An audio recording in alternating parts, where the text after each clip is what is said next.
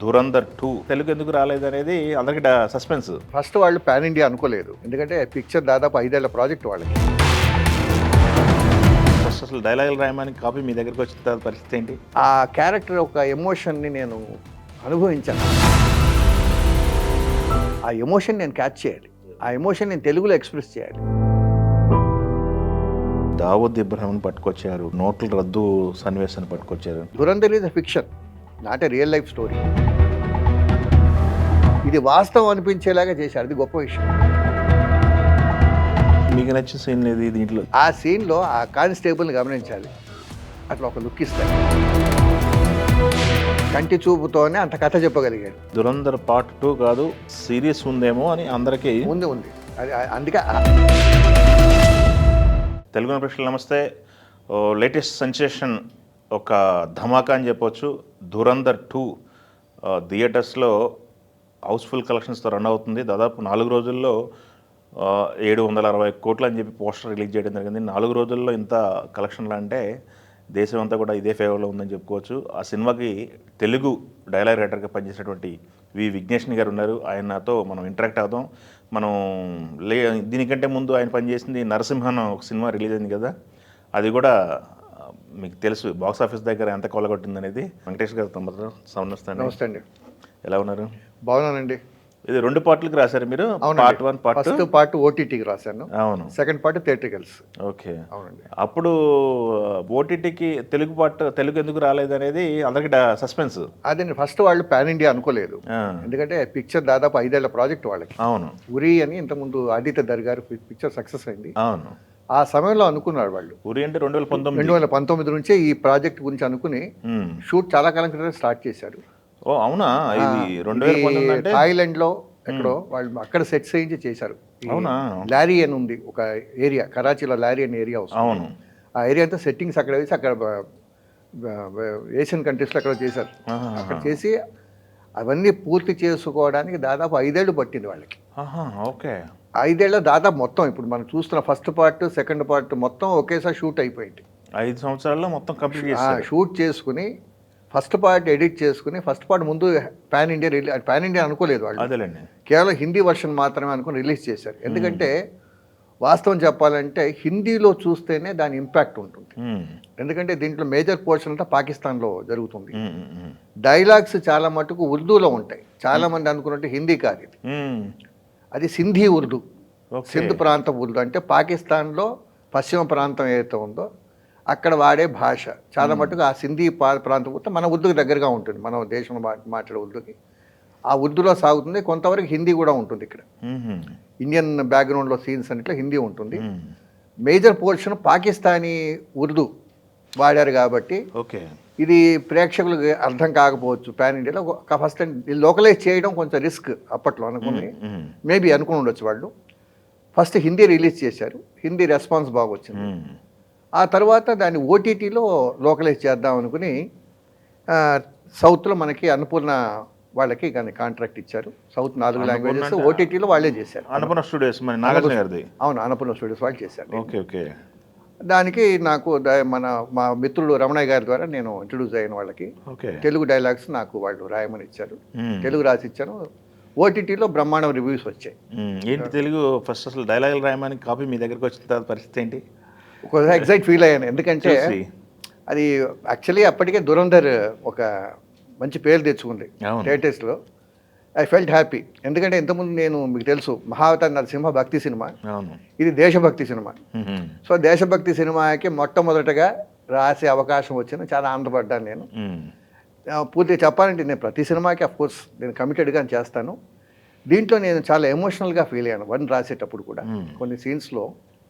ఎందుకంటే ఈ ధురంధర్ అనే క్యారెక్టర్ ఏదైతే ఉందో మన తరఫున వేరే దేశంలో ప్రాణాలు పణంగా పెట్టి మన కోసం పనిచేసే క్యారెక్టర్, తన ప్రాణాలను కూడా లెక్క చేయకుండా ఆ క్యారెక్టర్ ఒక ఎమోషన్ని నేను అనుభవించాను మనసులో. వాడు ఎలా ఉంటాడు ఆ పరిస్థితుల్లో, పాపం ఎవరూ లేరు, పరాయి దేశం, చుట్టూ శత్రువులు, ఒక్కడే ఉండి అంత కష్టపడి మన దేశం కోసం అక్కడ పనిచేస్తున్నాడు. అటువంటి ఒక ఆ ఎమోషన్ నాలో ఎలా ఉందో ఆ ఎమోషన్తోనే హిందీ నుంచి తెలుగుకి నేను అది లోకలైజ్ చేశాను ఆయన. ట్రాన్స్లేషన్ కాదండి, ట్రాన్స్లేషన్ ట్రాన్స్లేషన్ కూడా మీకు కాదులే కానీ చెప్పాను. అదే ట్రాన్స్లేషన్ అనేది కేవలం ఆ భాషను మనం తర్జుమా చేయడం. ఇక్కడ తర్జుమా జరగదు మనకి డబ్బింగ్లో. ఆ ఎమోషన్ నేను క్యాచ్ చేయాలి, ఆ ఎమోషన్ నేను తెలుగులో ఎక్స్ప్రెస్ చేయాలి. అది జరిగినప్పుడే మనకి ఆ ఇంపాక్ట్ ఉంటుంది, కానీ లేకపోతే కష్టం అవుతుంది. ఓకే. సో ఆ ఎమోషనల్ ఫీలింగే ఎక్కువ ఉంటుంది అందులో. సూపర్ అండి. పార్ట్ 1లో మీకు నచ్చిన అంశాలు, మీరు ట్రావెల్ అయినాయి అంటే దురంధర్ క్యారెక్టర్తో అజయ్ దేవగన్ క్యారెక్టర్ ఉంది కదా, ఆ క్యారెక్టర్తో ట్రావెల్ అయ్యారా? మీకు బాగా నచ్చిన అంశాలు పార్ట్ 2 అంటే ఏం చెప్తారు? పార్ట్ 2 అంటారా? పార్ట్ 1లో. పార్ట్ 1లో ఏంటంటే నాకు నేను ఎక్కువగా ప్రిఫర్ చేసింది, నాకు బాగా నచ్చింది అది హంజా అలీ మర్జారీ అంటారు. అతను మన హిందువే, అంటే జస్కీరత్ సింగ్ రాంగి పంజాబీ అతను. దురదృష్టవశాత్తు అదృష్టవశాత్తు ఏదో మొత్తానికి పాకిస్తాన్లో హంజా అలీ మజారీగా వాళ్ళకి ఇంట్రొడ్యూస్ అవుతాడు. ఆ క్యారెక్టర్ ఏ దశల్లో వెళ్తుందో అది ఒక హార్ట్ రెంచింగ్, ఒక హృదయ విదారకమైన పరిస్థితి. మనం సామాన్యంగా ఆలోచిస్తే ఒక స్పై తన దేశం కోసం ప్రాణాలు పణంగా పెట్టి గూఢచారి ఇతర దేశంలో వాళ్ళు ఎంతగా టార్చర్ పెడతారని మనకు ఆ సినిమాలో ఒక బిట్టు చూపిస్తాడు. ఇక్బాల్ ఒక గూఢచారిని టార్చర్ పెడతాడు, ఇతను చూస్తాడు హంజా ప్రత్యక్షంగా, ఒంటి నిండా గొలుసులు దింపి భయంకరంగా టార్చర్. అటువంటి చిత్రహింసలకు కూడా సిద్ధపడి వాళ్ళు పరాయి దేశంలో వాళ్ళు గూఢచర్యం చేస్తారట. సో ఆ క్యారెక్టర్ మీద నాకు పూర్తి ఇంప్రెషన్, నాకు ఆ క్యారెక్టర్ చాలా బాగా నచ్చింది. దాంట్లో సెకండ్ అంటే విలనిజంలో అర్జున్ రాంపాల్ బేసికల్గా చాలా స్మార్ట్గా, చాలా అందగాడు. బయట మేకప్ తీసేస్తే చాలా అందగాడు అనమాట, 6 అడుగులు అందగాడు. అలాంటి వాడిని ఇక్బాల్ అటువంటి ఒక భయంకరమైన క్రూరుడిగా చూడడం అనేది చాలా అద్భుతమైన విషయం. ఆ ఇక్బాల్ అనే క్యారెక్టర్ ఒదిగిపోయాడు నిజంగా. అది చాలా ఇంప్రెసివ్గా ఉంది. విచిత్రం ఏంటంటే ఇంకోటి, ఈ రాజకీయ కుతంత్రం చేసే క్యారెక్టర్లు జమీల్ జమాలి, రాకేష్ బేడి గారిది, ఆయనకు 2 చేతులు నమస్కారం పెట్టారు. Actually is a pure comedian. మనకు తెలుసు అప్పట్లో మరో చరిత్ర తమిళ్ ఇది హిందీ వర్షన్ వచ్చింది, ఏక్ దూజేకి లియే. దాంట్లో క్యారెక్టర్లు చాలామంది గుర్తుండకపోవచ్చు. అందులో చక్రి అనే క్యారెక్టర్ ఈ అమ్మాయికి కాబోయే భర్తగా చేస్తాడు ఆయన, చాలామంది గుర్తుండదు. ఆయన దాదాపు 40 ఏళ్ల ప్రస్థానం. అటువంటి కమెడియన్ని ఇటువంటి టిపికల్ క్యారెక్టర్లో మనం ఊహించుకోలేము. ఆ కామెడీ విలన్ టైపుగా అసలు నిజంగా హ్యాట్స్ ఆఫ్ అండి, రాకేష్ బేడి గారికి సెల్యూట్ చేయాల్సిందే. అలా ఆయన క్యారెక్టరు మాధవన్ గారు, ఇంకా చెప్పాలంటే మాధవన్ గారు రొమాంటిక్ హీరో, మీకు తెలిసిందే, చాలా అద్భుతమైన హీరో, అద్భుతమైన నటుడు. He's from థియేట్రికల్స్. ఆయనని ఒక అజిత్ దోవల్ లాంటి క్యారెక్టర్లో చూస్తామనుకోలేదు, అజయ్ సన్యాల్ గారు. ఆయన మాటలు, ఆ బేస్ మాట్లాడడం, ఇది ఒక్కొక్కటి నిజంగా యాటిట్యూడు నిజంగా ఈ క్యారెక్టర్స్ అన్నిటిని మౌల్డ్ చేయడం వెనకాల ఒకే ఒక వ్యక్తి హస్తం ఉంది, దట్ ఈస్ ఆదిత్యధర్. ఆయన ఈ సినిమాని మనం ఇంత అద్భుతంగా, ఇంత ఆకట్టుకునేలాగా మనం చూడగలుగుతున్నామంటే ఆయన దాదాపు 5 ఏళ్ల కృషి తపన ఉందండి. ఒక్కొక్క క్యారెక్టర్ పట్టింది ఈ సినిమా మొత్తం 5 ఏళ్ళు పట్టింది. ఆయనే చెప్పాడు, ఇంట్రెస్ట్ చెప్పి 5 ఏళ్ళ నుంచి చేస్తున్నారు వాడికి. అంటే ఒక్కొక్క క్యారెక్టర్, చిన్న క్యారెక్టర్ను కూడా ఆయన దీని లక్షణం ఎట్లా ఉండాలి, ఎట్లా పోర్ట్రేట్ చేయాలని ఆయన చేసుకోబట్టే మనకి ఒక్కొక్క క్యారెక్టర్ విలక్షణమైన క్యారెక్టర్స్, ఇంక్లూడింగ్ విలనీ క్యారెక్టర్స్ కూడా ఒకదానితో ఒకటి మనకి ఎక్కడ మీకు ఇది కనిపిస్తుంది, దేనిగా సపరేట్ అన్నమాట. అటువంటి గొప్ప ఇదనమాట. సో ప్రతి క్యారెక్టర్ని నేను ఎంజాయ్ చేశాను. వాళ్ళ డిక్షన్ కానీ, వాళ్ళు మాట్లాడే విధానాన్ని కానీ, నేను ఒడిసిపట్టుకుని హిందీలోంచి, అది హిందీ కాదు ఉర్దూలోంచి. So I made it in Telugu as better as possible. లక్కీగా మా టీం అద్భుతమైన టీం, డబ్బింగ్ టీము చాలా అద్భుతంగా అవుట్పుట్ తీసుకొచ్చారు. అయితే దీంట్లో పార్ట్ 1 ఓకే, పార్ట్ 2కి విషయానికి వచ్చినట్టుకి చాలా థ్రెడ్స్ ఉన్నాయి. అన్నీ కూడా ఒక్కొక్కటి దావూద్ ఇబ్రాహింని పట్టుకొచ్చారు. అవును. ప్లస్ దాని ఏమంటారు, నోట్ల రద్దు సన్నివేశాన్ని పట్టుకొచ్చారు.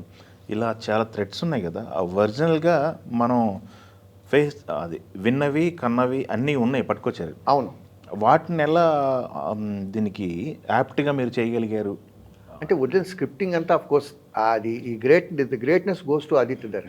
ఆదిత్యధర్ గారు ఒక హిస్టారికల్ ఫ్యాక్ట్స్ని తీసుకున్నాడు, ఒక లైన్ ఆఫ్ ఇన్సిడెంట్స్ని తీసుకుని ఒక ఫిక్షనల్ కథగా చక్కగా వాటిని పొందుపరుస్తూ, ఈ ఫ్యాక్ట్స్ అన్ని పొందుపరుస్తూ ఆ ఫిక్షన్ యాక్చువల్గా అది Dhurandhar is a fiction, not a real life story. ఒక ఫిక్షనల్ క్యారెక్టర్ ధురంధర్ అనేది. దాన్ని ఇంత చక్కగా ముడిపెట్టి ఇది వాస్తవాలతో, ఒక నోట్ల రద్దు కానీ, ఒక బాంబే బ్లాస్ట్ కానీ, బాంబే బ్లాస్ట్, ఒక ఉరి సర్జికల్ స్ట్రైక్ కానీ, తీవ్రవాదుల దాడి ఏదైనా కూడా వాటన్నిటితో ముడిపెట్టి, అక్కడ ఎలక్షన్స్ గురించి కానీ ఏదైనా కానీ వాటితో ముడిపెట్టి ఇది వాస్తవం అనిపించేలాగా చేశాడు. అది గొప్ప విషయం. ఫిక్షన్ని రియలిస్టిక్ అనిపించేలా చేశాడు. That is that greatness. Scripting greatness goes to Aditya Dutt exclusive. అదే అంటున్నాను నేను ఇక్కడ ఏమిటంటే, ఒక ఫిక్షన్ని రియలిస్టిక్గా మనం చూస్తున్నామంటే అది ఎంత గొప్ప చూడండి. అంటే దానికి ఫ్యాక్ట్స్ని జోడించడం ఒక ఎత్తు అయితే, దాని ఫ్యాక్ట్స్కి తగ్గట్టుగా ఆ డ్రామాని క్రియేట్ చేయడం ఏదైతే ఉందో, that is the greatness of the director. That is the greatness of. కలిసారా మీరు ఎప్పుడన్నా? ఏమండి కలిసారా? అంటే దూరం చూశాను, బాంబేకి వెళ్ళినప్పుడు ఆయన్ని. ముంబై వెళ్ళండి. అంటే ఈ పిక్చర్ ఫైనల్ దశలో ఉన్నప్పుడు కొన్ని చిన్న చిన్న కరెక్షన్స్ అవసరమై కొంత, అంటే లింగ్విస్టిక్ ఏమైనా పొరపాటు లేకుండా చూసుకోవడానికి ఒక వారం రోజులు ఉండాల్సి వచ్చింది. Telugu, south Indian languages plus అన్ని రీజనల్ లాంగ్వేజెస్ అన్ని అనుకున్నారు కదా 19th రిలీజ్ అవ్వాల్సింది. అవునండి, అవునండి. లేట్ అయిపోయినాయి ఎందుకు అనేది అందరికీ. అదే ఇక్కడ ఏమిటంటే లాస్ట్ మూమెంట్లో కొన్ని టెక్నికల్ రీజన్స్ మూలంగా కొంచెం లేట్ అయింది. ఎందుకంటే ఒకసారి బయటికి వెళ్ళినప్పుడు ఫుల్ ప్రూఫ్గా వెళ్ళాలి. ఎందుకంటే ఎటువంటి పొరపాటు లేకుండా వెళ్ళాలి. జాగ్రత్త తీసుకోవడం వల్ల అది ఆలస్యం తప్ప వేరే కారణం ఏమి లేదు. అప్పటికి పిక్చర్ పూర్తయిపోయినట్టే. ఓకే. కాకపోతే ఎక్కడైతే మనం ఇప్పుడు అంటే రీజనల్ సెన్సిటివిటీ కానీ ఇంకేమైనా సెన్సిటివిటీస్ ఉంటే వాటిని అవాయిడ్ చేసి అంటే జనామోదం పొందాలి. సినిమా అంటే అందరికీ నచ్చాలి, దేన్ని హర్ట్ చేయకుండా జాగ్రత్తగా మెటిక్యులస్గా దాన్ని ప్లాన్ చేశారు. అందుకే they called the linguistic experts from south. Language experts ఎవరైనా సౌత్ నుంచి నన్ను, కన్నడ నుంచి ఒక అబ్బాయిని పిలిపించారు. ప్రతి ఫ్రేము ప్రతి జాగ్రత్తగా చూసి ఇక్కడ పొరపాటు ఉంటే సరిచేసి ఫైనల్ వర్షన్ సెన్సార్ సెన్సార్ మామూలు కట్స్ చెప్పారు. సెన్సార్ కట్స్తో మనకి hardly it's matter of 1 day డిఫరెన్స్తో. ఓకే. 1 day డిఫరెన్స్తో. కాకపోతే జరగాల్సింది ఏంటంటే కొన్ని టెక్నికల్ రీజన్స్, దానివల్ల కొంచెం డిలే అయింది. లేకపోతే ప్రీమియర్స్ రావాల్సింది, తెలుగు కూడా అన్ని భాషలు రావాలి ప్రీమియర్కి. అదేలేండి అమ్మ. అంటే మన దగ్గర కూడా తెలుగు సెన్సార్ అవ్వటం లేట్ అయిందనో ఇది సెన్సార్ లేట్ అవ్వడం కాదు, టెక్నికల్ రీజన్స్ వల్ల అది కంపైల్. ఎందుకంటే 4 భాషల్లో చేస్తున్నారు ఒకటి. అవును. రెండోది లెంగ్త్ ఎక్కువ ఉంది. దాదాపు 4 గంటల సినిమా. డిస్కషన్ రాలేదా 4 గంటల సినిమా చూస్తారా లేదని ఎవరు వాళ్ళు కూడా అనుకోలేదు. ఎందుకంటే ఆల్రెడీ దురంధర్ సక్సెస్ అయింది కదా, చూస్తారా లేదా ఎవరికి డౌట్ లేదు. అది 3.5 గంటలు ఉన్నట్టు. మొత్తం పిక్చర్ టీం అందరికీ నమ్మకం, ఖచ్చితంగా చూస్తారు. Okay okay. వాళ్ళ అంచనా తప్పలేదు. 4 గంటలు బోరు కొట్టకుండా చక్కగా చూశారు జనం. అవును. అంటే వాళ్ళకి దే హ్యావ్ ద కాన్ఫిడెన్స్ దాని ప్రాజెక్ట్. తమ ప్రాజెక్ట్ మీద కాన్ఫిడెన్స్తో వాళ్ళు ముందుకు వచ్చారు. దట్ ఈస్ ది, నేను అనేది ఒక డైరెక్షన్ కానీ ఒక ప్రొడక్షన్ కానీ మేము ప్రజల్లో ప్రేక్షకుల దగ్గర తీసుకెళ్తాం. మాకు ఈ కాన్ఫిడెన్స్ ప్రేక్షకులు తప్పకుండా ఆదరిస్తారనేటువంటి కాన్ఫిడెన్స్తో వచ్చారు. సో 4 గంటలు కాదు 10 గంటలైనా చూస్తారు జనం, బోర్ కొట్టించుకోవడం. ఎస్. అది మీరు రిలీజ్ తర్వాత మాట్లాడారా? టీంతో ఏమైనా మాట్లాడారా రిలీజ్ తర్వాత? అంటే టీంతో, మా టీంతో కాంటాక్ట్లో ఉన్నాను. అక్కడ డబ్బింగ్ టీంతో కానీ మన అనుకున్న టీం వాళ్ళతో కానీ. వాళ్ళు యాక్చువల్గా నా వరకు అక్కడ మాట్లాడేసి అక్కడ నా పని పూర్తి చేసుకుని వచ్చాను. అదే అదే. అక్కడ ఆ టీంతో నాకు సంబంధం లేదు, హిందీ టీంతో నాకేం సంబంధం లేదు. అదే ఇక్కడ మా టీం అంటే ఇది అన్నపూర్ణ టీంతో నేను కాంటాక్ట్లో ఉంటాను. మీరు ఎక్కువ కష్టపడ్డ సన్నివేశాలు, ఈ డైలాగులు ఎమోషన్ క్యారీ చేయడానికి? ఎమోషనల్ చాలా ఉన్నాయండి. ఎక్కువ కష్టపడ్డ సీన్లు చెప్పండి. కొన్ని సందర్భాల్లో కొన్ని ఎమోషనల్గా నేను కూడా ఫీల్ అయ్యాను. ఎందుకంటే ఆ క్యారెక్టర్ పోర్ట్రేల్ అట్లా ఉంటుంది. ఒక దుర్భరమైన పరిస్థితులు, అంటే తన తండ్రిని వీళ్ళు చంపేస్తారు. వాళ్ళ డ్రగ్ కార్టెల్స్ ఎవరో చంపేసి వాళ్ళ పొలంలోనే ఉరేస్తారు. చెల్లిని అత్యాచారం చేస్తారు. పగ తీర్చుకుని వాళ్ళందరినీ చంపేస్తారు. చంపేసి ఇతను ఉరిశిక్ష ఖాయం. ఇంకా జైల్లో కూడా వాదనలు అవుతుంటే కోర్టులో కూడా ఉరిశిక్ష ఖాయం అని తెలిసిపోతుంది. తప్పించుకునే ఛాన్స్ లేదు. కోర్టు బయటకు వస్తాడు అతను.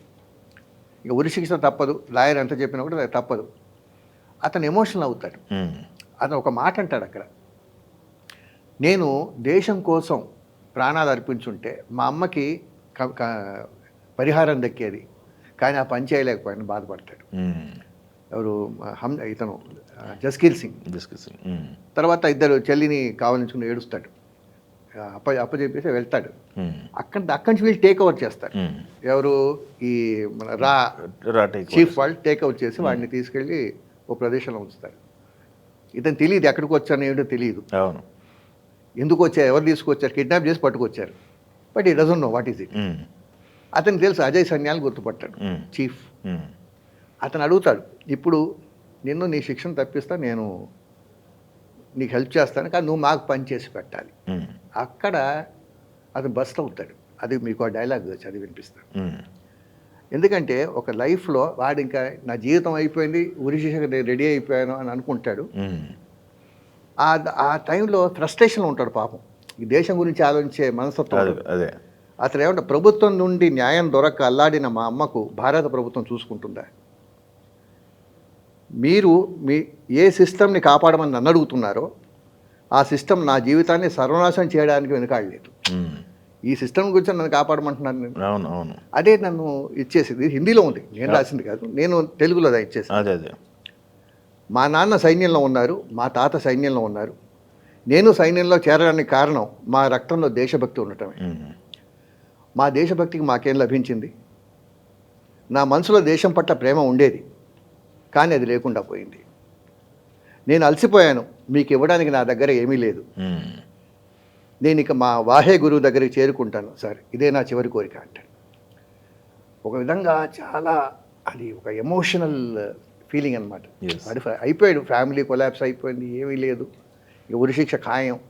కానీ నువ్వు వచ్చి నన్ను దేశ సేవ చేయమంటున్నాడు, ఆ దేశభక్తి లేకుండా పోయింది అంటాడు. నిజంగా Dhar, I really appreciate him. హిందీలో కూడా చాలా ఎమోషనల్గా ఉంది. ఆ ఫీల్ తెలుగులో చాలా మటుకు తీసుకొచ్చాను, డబ్బింగ్లో కూడా చాలా బాగా చెప్పారు. అదొకటేను. వైఫ్ దగ్గర మాస్క్ పోయిన తర్వాత, కవర్ రివీల్ అయిన తర్వాత వైఫ్ దగ్గర డైలాగులు ఉంటాయి కదా, లాస్ట్కి అది కూడా చెప్తాడనమాట, కింద కూర్చొని డైలాగులు. అదే ఒక్క నిమిషం అది కూడా చెప్తాను. అది కూడా అల్టిమేట్. అంటే అల్టిమేట్ ఎందుకంటే ఆ అమ్మాయికి కన్విన్స్ చేయాలి అంటే అమ్మాయికి తెలియదు ఫస్ట్ ఏమిటి, వీడు హిందుస్థానీ గూఢచారిని బయటపడిపోయాడు. కానీ వీడి ఉద్దేశం, వీడి పాపం అమ్మాయి జీవితాన్ని నాశనం చేసే ఉద్దేశం అది జరిగిపోయిందంటే వీడు ఆ అమ్మాయిని కన్విన్స్ చేస్తాడు. ఏమనంటే, పలానా దగ్గర బాంబ్ బ్లాస్ట్ జరిగింది, వీళ్ళు చంపారు, దీని దగ్గర ఇలా జరిగింది, వీళ్ళు చంపారు. నా యుద్ధం మీ దేశంతో కాదు, మీ దేశంలో ఇలాంటి ద్రోహుల ద్రోహుల వల్ల మా దేశానికి ఎంత ప్రమాదమో మీ దేశానికి కూడా అంతే ప్రమాదం. అది వాడి ఎక్స్ప్రెషన్. ఆ అమ్మాయి అప్పుడు అర్థం చేసుకుంటుంది. ఆ అమ్మాయి ఏమంటుంది, నేను రోజు నువ్వు ఇదనుకున్నాను, నువ్వు నా దేశం మీద యుద్ధం చేసేవాడినా నేను ప్రేమించాను అని అడుగుతున్న అమ్మాయి. అవును. దాని కన్విన్సింగ్గా అతను తన దగ్గర డైరీలో అవన్నీ చదువుతాడు. సో అది చాలా ఎమోషనల్ సీన్. ఎందుకంటే ఆ అమ్మాయిని కన్విన్స్ చేయాలని కాదు, తను ఎందుకు వచ్చాడు, తన ఉద్దేశం ఏంటి. లాస్ట్కి ఒక మాట అంటాడు, వీలైతే నన్ను క్షమించు. ఎందుకంటే తెలుసు పాపం తన వల్ల అమ్మాయి జీవితం నాశనం అయింది, కానీ వీలైతే నన్ను క్షమించని అడుగుతాడు. ఆ ఒక్కొక్క బిట్టు, ఎక్కడ బాంబ్ బ్లాస్ట్ జరిగింది కానీ అది కానీ ఒక్కొక్కటి బిట్టు చదివి వినిపిస్తాడు అమ్మాయి.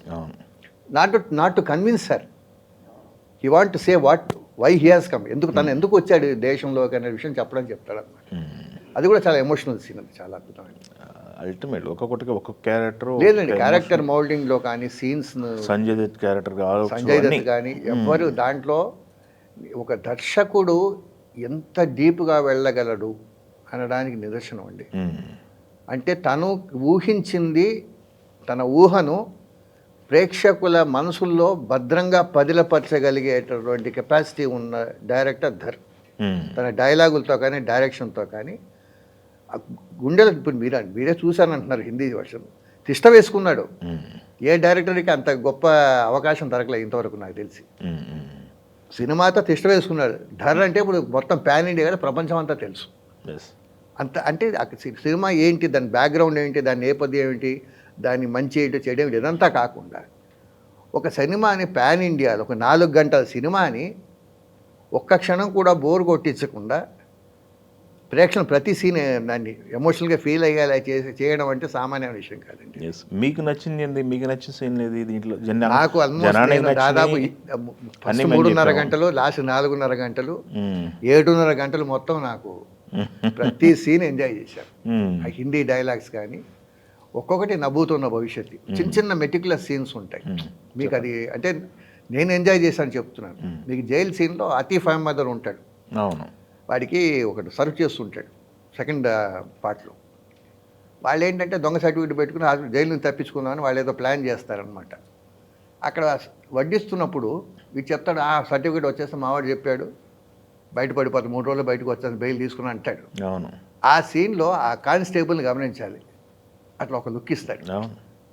అక్కడ డైలాగ్ లేదు, కానీ ఆ వ్యక్తిని చాలామంది గుర్తుపెట్టుకుంటారు డైలాగ్ లేకపోయినా కూడా.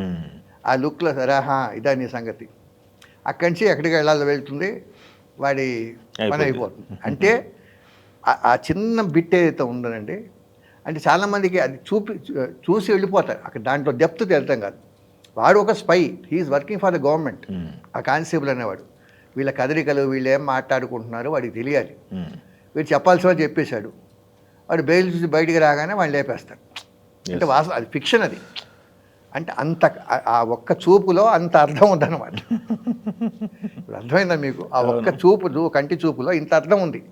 వాడు చెప్పడం ఏంటి, వాడిని బయటకు వస్తే వీడు మళ్ళీ నోటర్ ఇవన్నీ చేస్తాడని చెప్పి, నకిలీ నోట్లు వ్యాపారం మొదలు పెడతాడని చెప్పి ఇంకా అక్కడికి వాడిని అంతం చేయాలి, ఎవరో ప్లాన్ చేసి ఉంటారు.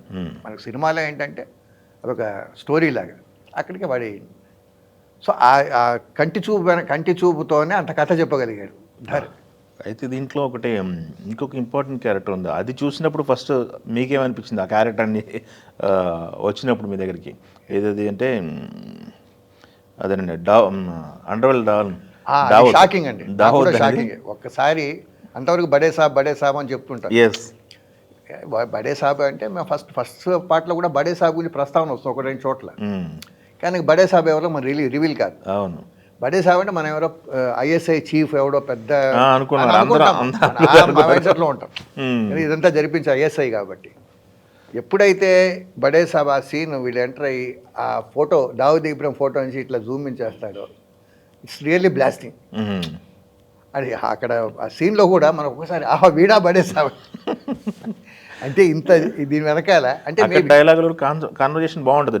2 సార్లు డైలాగులు కాన్వర్జేషన్ బాగుంటుంది చాలా. అక్కడ ఏంటంటే ప్రతి సీన్ అండి, ఒక సీన్ అని కాదు, ఏ సీన్కి ఆ సీన్ అది ఎన్ని రోజులు వర్క్ చేశాడు మహానుభావుడు.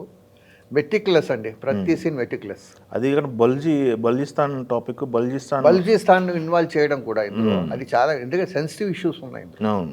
ఇప్పుడు యాక్చువల్లీ ఇప్పుడు మనం కూడా రీసెంట్గా ఒక 2 days బ్యాక్ వీళ్ళని చంపేశారు, ఒక 17 మందిని చంపారు. అది వాళ్ళకి కాన్స్టెంట్ రగులుతున్న ఇదన్నమాట. కానీ అదే ఈ స్టోరీ టెల్లింగ్లో గొప్ప విషయం ఏమిటంటే, ఒక ఇండియన్ స్పైని తీసుకెళ్ళి బలూచ్లో పెట్టి అతను బలూచ్గా పరిచయం చేసి బలూచ్ గ్యాంగ్ని పెనిట్రేట్ చేసి ఆ గ్యాంగ్ ద్వారా ఐఎస్ఐని దెబ్బతీయడం అనేది చాలా అద్భుతమైన ప్లాట్ అది.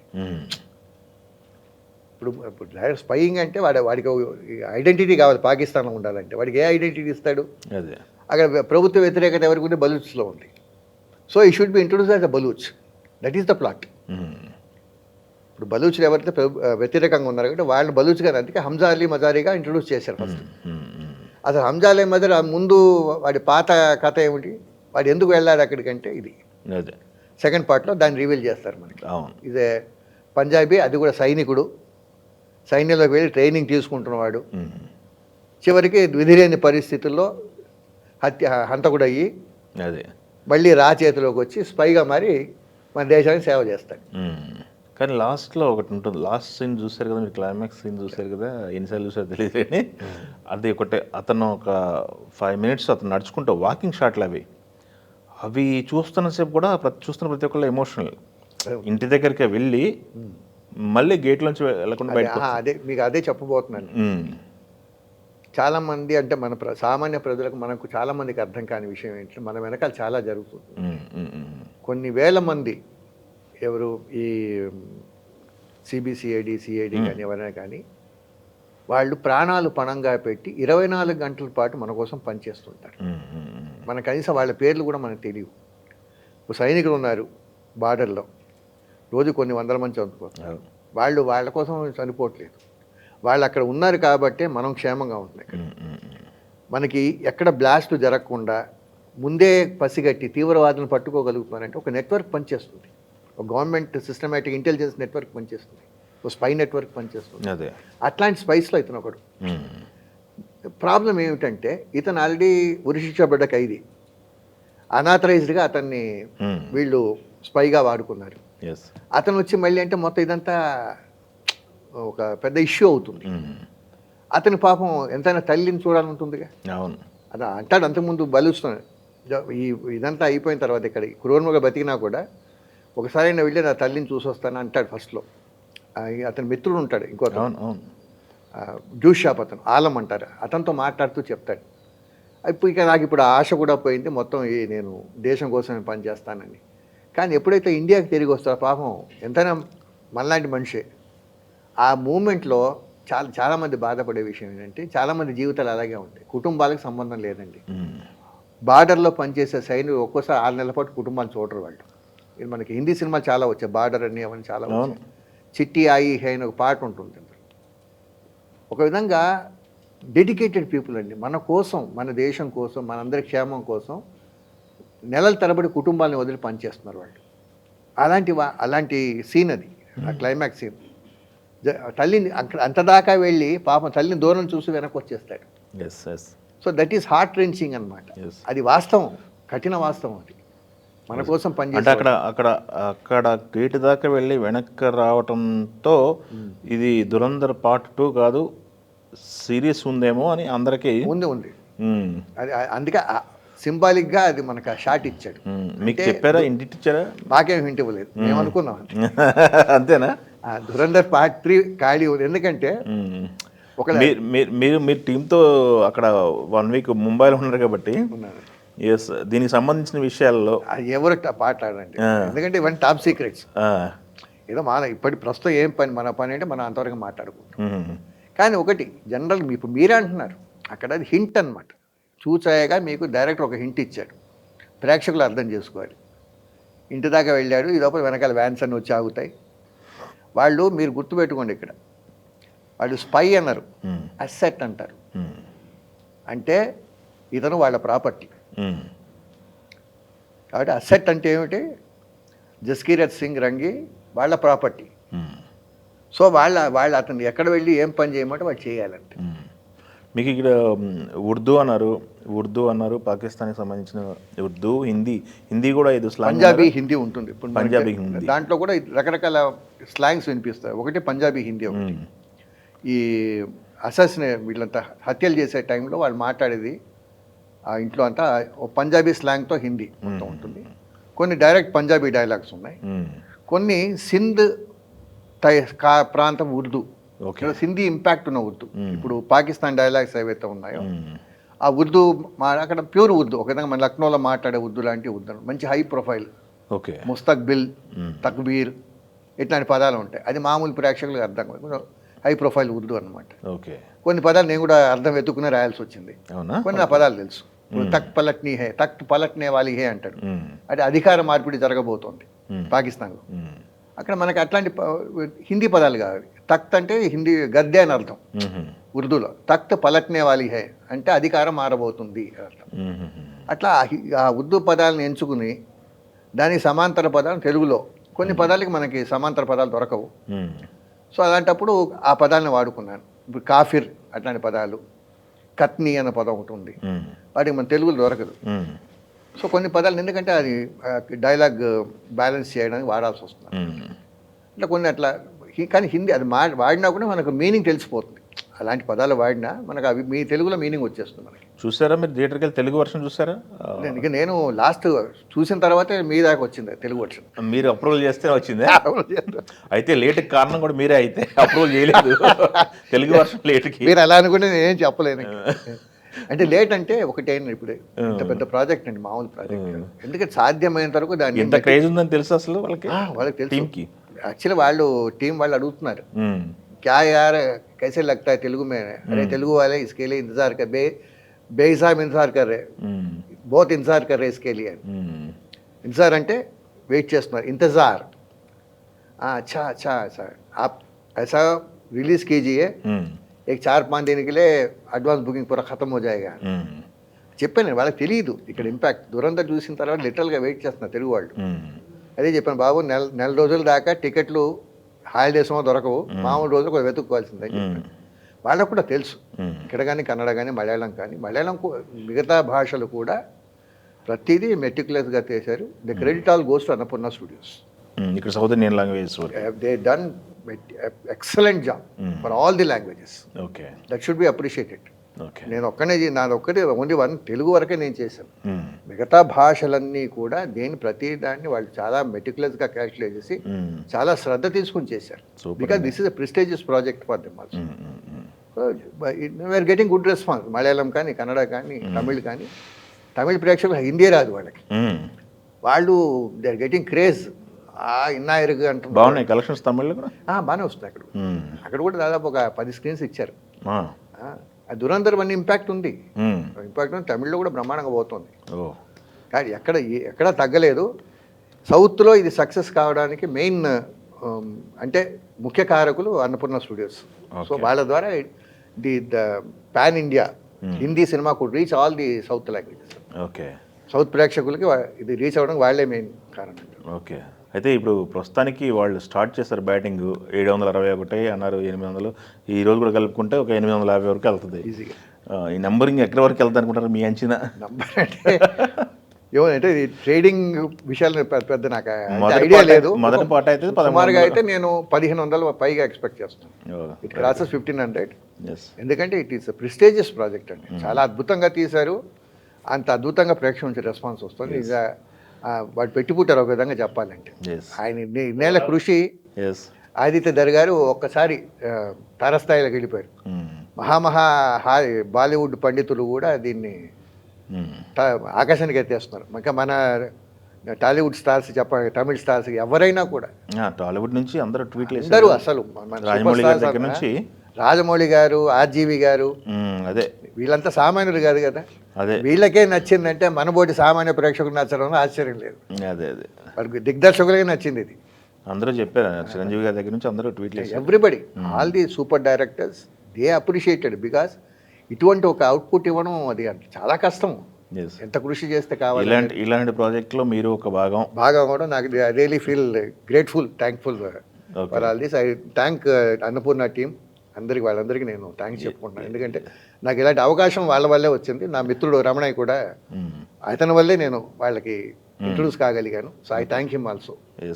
ఫైనల్గా ఈ దురంధర్ మిగిల్చిన ఎక్స్పీరియన్స్ గురించి చెప్పమంటే ఏం చెప్తారు ఫైనల్గా? దురంధర్ అండి, ఇక్కడ ఇది ఒక లెజెండ్ అండి. ఒక లెజెండ్గా ఉండిపోతుంది, ఒక ఐకాన్గా ఉండిపోతుంది ఇంకో వచ్చే తరాలకి. ఒకప్పుడు హిందీలో షోలే అనే పిక్చర్ ఉండేది. కొన్ని తరాలు ఇప్పటికీ చెప్పుకుంటుంటారు. Dhurandhar will remain an iconic project for coming 25 to 30 years అండి చెప్పుకుంటారు. ఎందుకంటే ఇది నభూతున్న భవిష్యత్తు. ఇది అంటే నేను మూవీ బఫ్ని నా చిన్నతనం నుంచి. చాలా సినిమాలు చూశాను. నేను ప్రతి సినిమా నేను చూసి ఎంజాయ్ చేస్తాను. కానీ ఇంత ఎమోషనల్గా నేను ఇన్వాల్వ్ అయిన సినిమా ఇంతవరకు లేదండి. ఎందుకంటే ఆ పేట్రియాటిక్ ఏదైతే ఉందో, దేశభక్తికి సంబంధించింది ఏదైతే ఉందో, ఒక విధంగా నేను ఆ ఎమోషనల్గా కొన్ని సీన్స్లో నాకు కళ్ళలో నీళ్ళు తిరిగాయి చేస్తుంటప్పుడు. అంటే అది ఫిక్షనే కావచ్చు, కానీ అంత డెప్త్ ఉంది అందులో, ఆ సీన్స్లో డెప్త్. ప్రతి సీన్ నన్ను ఆకట్టుకుంది. So I feel it is iconic. ఒక ఏమంటారంటే రేపు రాబోయే దర్శకులకి ఒక దిక్సూచిలా ఉంటుందండి ఇది దురంధర్ అనేది. అంటే సీన్స్ని ఎట్లా క్రియేట్ చేయాలనేది ఆయన దగ్గర తెలుసుకోవాలి. ఈ అప్కమింగ్ డైరెక్టర్స్ ఎవరైతే ఉన్నారో they should learn more from Aditya Dhar about creating a scene. Scene తెలుగులో అంటారు సీన్ని పండించడం అని. ఈయన పండించడం కాదు, దాన్ని ఇంకో నెక్స్ట్ లెవెల్ పండించే స్థాయి దాటి తీసుకెళ్ళండి. అంత ఎమోషనల్గా ఉంది. సూపర్ అండి, ఆల్ ది బెస్ట్ అండి. ఇట్లాంటి ప్రాజెక్టులు మరెన్నో చేయాలని కోరుకుంటూ అదే నేను కూడా భగవంతుని అదే కోరుకుంటున్నాను. మీలాంటి శ్రేయోభిలాషులు కూడా వాళ్ళ అభినందనలతో నేను ముందుకెళ్తాను అనుకుంటున్నాను. Thank you very much for this opportunity. Thank you. All the best. Thank you. Telugu one